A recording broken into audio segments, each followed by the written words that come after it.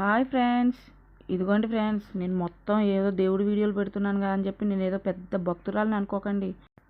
ముక్కోటి ఏకాదశి కదా, దేవుడికి మొక్కుకుందామని వచ్చానండి. ఇదిగోండి మా దేవుణ్ణి చూసారుగా ఎంత అందంగా ముస్తాబై ఉన్నాడో. ఇవాళ ఆ ఆపద్బాంధవుడికి అనేక పూజలు చేస్తున్నారు ఫ్రెండ్స్. చూసారా రెస్ట్ ఉందో లేదో పాపం ఆయనకి.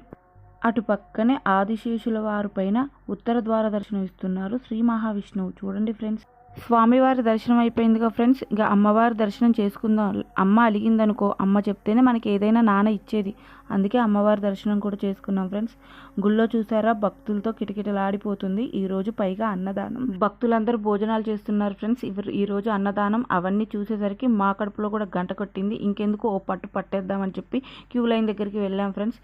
పూర్ణం చూసేసరికి ప్రాణం లేసేసింది ఫ్రెండ్స్. బగారా వా, పూల్ మకాని, ఆలు కర్రీ, శనగపప్పు, క్యాబేజీ కర్రీ, తెల్లన్నం, పెరుగు పచ్చడి, పప్పుచారుతో మా